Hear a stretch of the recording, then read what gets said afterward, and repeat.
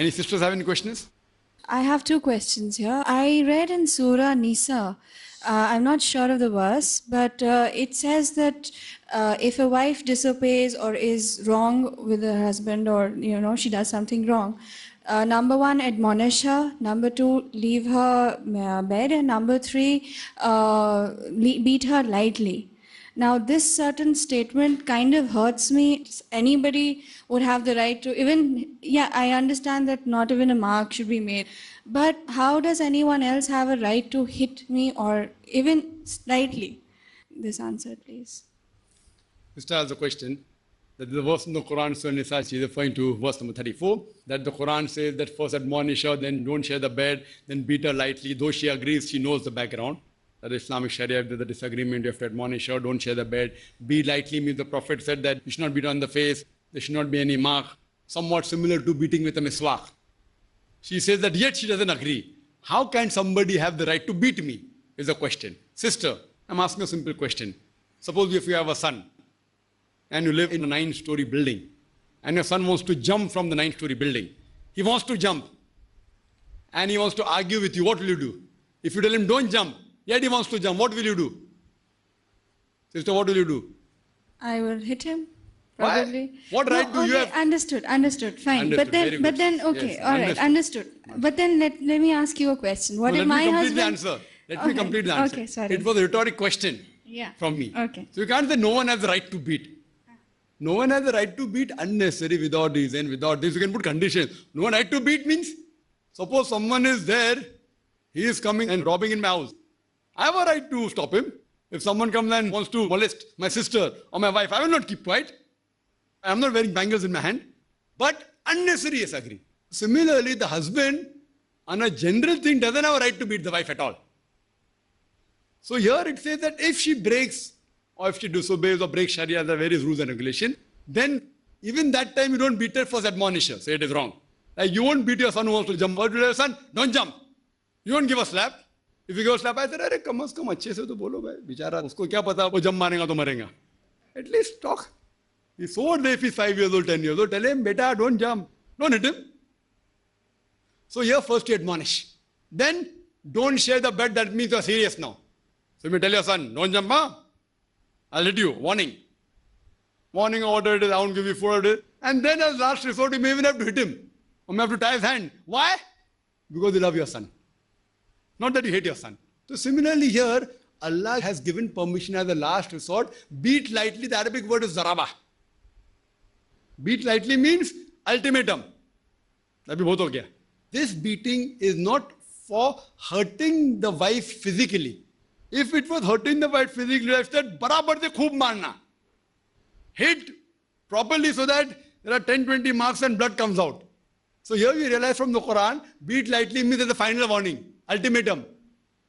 And the hadith says, with miswak. Today you will say like, maybe with a hanky. Hanky. Not tying or not and giving tichki, In the school we used to give. That also hurts. With a hanky. That means finish. There's ultimatum.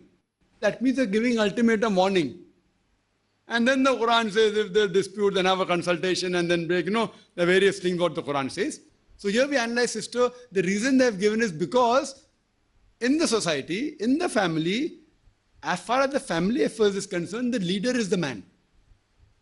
So here it's giving an ultimatum warning. That doesn't mean that husband is always right. Please don't misunderstand. He is the leader because he is a qawwam. Just before that, Allah says in Surah Nisa, chapter 4, 34, Ar-rijalu qawwamun al-nisa. That the man is the qawwam of the woman. Many people say, man is superior. Qawwam doesn't mean superior. Qawwam comes from the word iqama, means to stand up for. How we have iqama before salah? To stand up for salah. So here the Quran says the man has one additional responsibility. That means he has to stand up for the woman, look after the woman. Doesn't mean boss over the woman. And the reason is given because Allah has given one more strength than the other. We have to agree physical strength the man has got more than the woman. In general terms. That's the reason as an ultimatum of giving a warning. But that doesn't mean the husband is always right. Husband can be wrong. So that will come to know maybe through a meeting of other people or in the akhirah at least. So that doesn't mean Allah has said the husband is always right. Husband can use that as a last ultimatum, whether right or wrong. He cannot physically torture her. If he doesn't like her, he can't torture, he should leave her, give talaq. In most of the other religions, there's no system of talaq.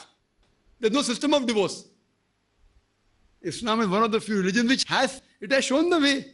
Maybe both husband and wife are good. You part, you can't keep on torturing her. In other religions, the husband comes home, he drinks alcohol, hits her every day. Kuch bhi bolo, wo mera Parameshwar hai. He's my God.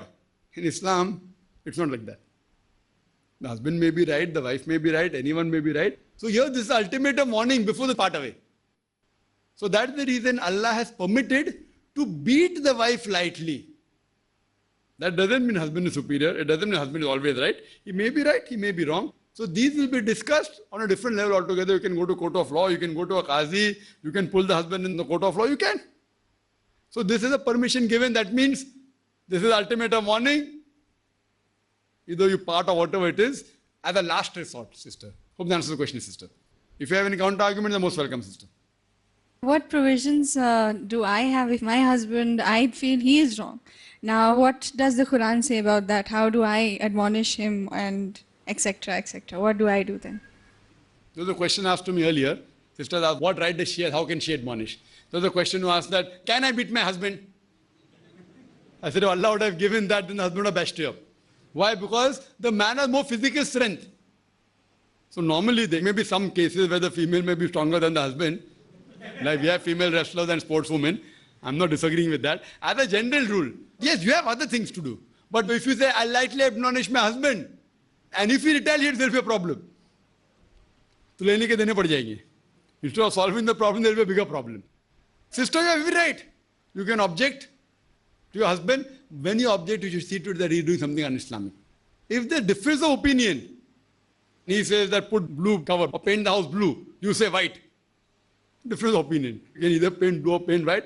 Solve it out. At that time, if he is the Amir, he is the leader, you have to believe. Not the leader is always right. But if he says something which is haram, he said, don't wear hijab. You say, no, I'm going to wear hijab. He said, no, I'm your husband.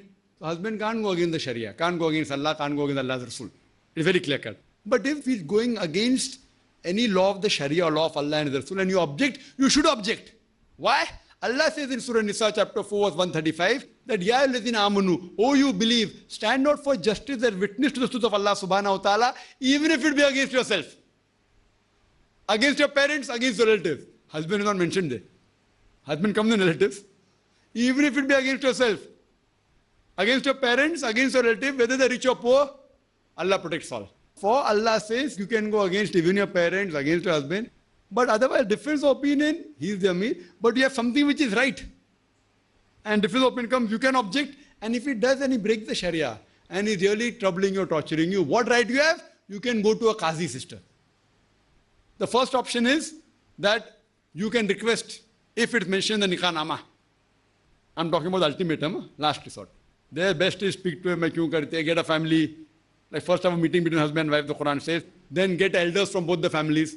Let's say I'm trying to explain to him this is wrong and whatever it is. As a last resort, if it's mentioned on Nikah Nama in your marital contract that you too can give a divorce known as Isma or Talaq-e-Tawfiq, then you can also give divorce. If it's not mentioned, you can request for a divorce that see, we aren't on good terms, I request you, leave me. It's called as khula. He's saying, no, I don't want to leave you. Last resort, go to a Qazi and do Nikah first. Go to a judge, an Islamic judge, say this is a problem, is an Islamic, etc., etc. I want to part, and the Qazi, if he agrees with all the proofs that I've given, he can do Nikah first, that means dissolution of the marriage, nullification of the marriage. So you have all these things, sister. Hope that answers the question. Anyone like to ask the question? Yes, brother. The question that was asked by sister with regards to the marriage part, where about beating up of the wife, is that in the case of breaking any rule of the Sharia, or is that to do with loyalty towards the husband? The brother asked the question that beating that is given in the Quran, is it regarding loyalty or breaking the rule of the Sharia? If you are disloyal to your husband, then also breaking the rule of the Sharia. If you are disobeying, if you are disloyal, even that breaking the rule of the Sharia, you should be loyal. Unless the husband tells you something which is against the Sharia, that's the only time you can go against him, as I mentioned. So he beats you for any reason, whatever reason it is. If he beats you for a reason which is un-Islamic, then he's at fault. So then you can go to the Qazi. He may think, no, tum hijab nikalo. Don't wear hijab, and you have to beat. then she can go to a Qazi and do nikah first. So whether beating is right or wrong is secondary. He has been given permission, but lightly, without any mark coming on the body, should not hit on the face, various rules and regulation. And then, if she disagrees, she can have it sorted out in the court of law. Hope that answers the question.